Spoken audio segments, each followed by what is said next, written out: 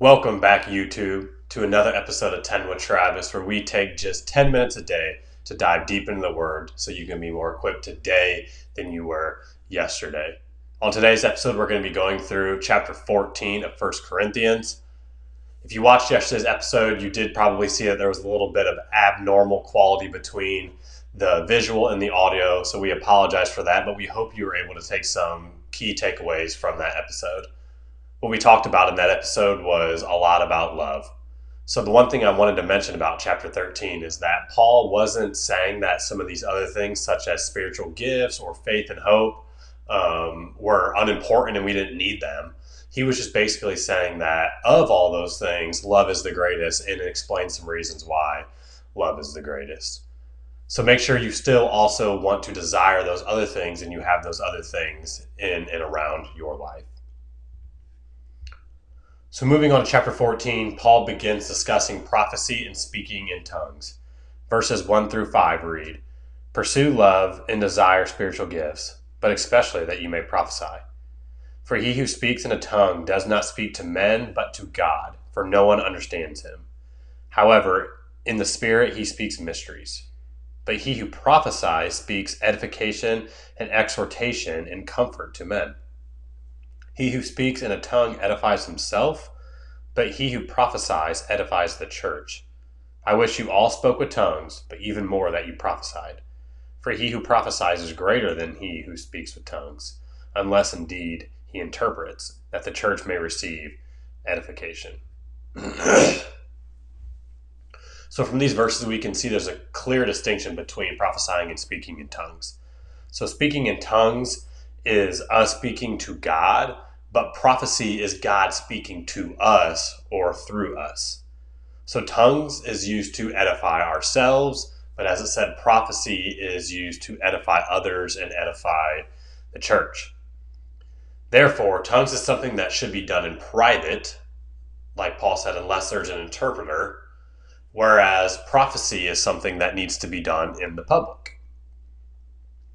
So while tongues without an interpreter is for private use, prophecy, like we said, is something that we should do in the church. But as it mentioned, if you have tongues with an interpreter, that does equal prophecy because now the interpreter is able to kind of basically give that prophecy out there. So again, there's kind of some similarities but differences, and Paul's going to kind of get into that as well as we go through this chapter. So if you've never spoken in tongues before, and that's just something that you may have been hearing a little bit about, or this is the first time you've heard about it, and you would like more resources or just maybe some information or questions answered, please go ahead and see our email below and send us an email and we can get with you on that. We would love to help you walk through kind of what that means and what it looks like in your own life. Because it's a very simple way to pray, but also extremely powerful way to pray. So verses 6 through 19 is where Paul details more specifically that tongues must be interpreted if it's in a group setting, or else in some of the verbiage he actually uses is it's basically worthless. So an illustration of this would be if you were in a room and everybody in that room was speaking French and you don't speak French. So no matter what great things they were saying about you, it really wouldn't matter because you wouldn't be able to understand any of it at all. So that is kind of what the thought process is between hearing someone speak in tongues but not being able to have the interpretation. It's basically like being somewhere where everyone else is speaking a different language. And in verse 19, Paul says, "Yet in the church I would rather speak 5 words with my understanding, that I may teach others also, than 10,000 words in a tongue." So he was just really emphasizing the point that even a little bit of understanding is better than a bunch of words that are spoken that cannot be understood. So in verses 20 through 25, Paul continues this thought and shows how tongues and prophecy can both be positive and negative for unbelievers. Excuse me. So here's what verses 23 through 24 say. "Therefore, if the whole church comes together in one place, and all speak with tongues, and there come in those who are uninformed or unbelievers, will they not say that you are out of your mind? But if all prophesy, and an unbeliever or uninformed person comes in, He is convinced by all, and he is convicted by all. So again, just what we talked about, right? If somebody comes in and hears speaking in tongues and they just, they're just going to hear random languages or babbling a lot of times, it could be, and again, babbling not in a bad way, but that's just what it sounds like.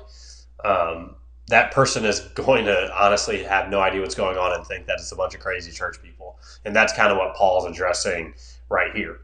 But he talks about in verse 25 what the result is if they come in and hear people prophesying, and that it's going to be a positive reaction. So in verse 25 he says, "And thus the secrets of his heart are revealed, and so falling down on his face he will worship God and report that God is truly among you." So as you can see, there's some nuances here with speaking in tongues and prophecy and how it should go in the church and what shouldn't happen, while some things do happen. And that's what Paul kind of begins to close this chapter with. So he talks about kind of order in the church, how these things should operate. Again, what things maybe shouldn't happen in the church like this. But for us in the American church, it is unfortunately something we really don't see a whole lot. A lot of churches don't operate in prophecy or speaking in tongues with an interpreter. At least not very often, week in and week out. They may have people come in that do that, or even the pastor may do that occasionally. And the pastor may choose to only do it occasionally too, which is totally okay. But that's why we're not going to spend a great deal of time talking about the order here. But if you ever need to reference that back, just know it's 1 Corinthians chapter 14. At the end, Paul talks about the order of the church and how these things should all happen and work together in a church. But I do think that if these churches were able to operate in this and at the full capacity that God wanted them to, I do think it would bring the church to a whole nother level. So be praying for your church, be praying for just the body in Christ in general to have more of the spiritual gifts. There's some people that think that the spiritual gifts aren't even for us anymore, which is not what I believe. I do believe that spiritual gifts are active and living among us right now. So let's be praying that we can have more of God, more of his gifts, and we can operate at a higher level. Again, it's always for the profit of other people, and usually especially for unbelievers. So that does it for today. Next episode, we're going to go through chapter 15 of 1 Corinthians, which is the second last chapter. I've had a blast going through 1 Corinthians so far, and I hope you have as well. If you'd like to give to the network or you have questions or comments, please see the description how to do so. I pray you have a wonderful day. Thank you for tuning in, and we will see you next time on 10 with Travis.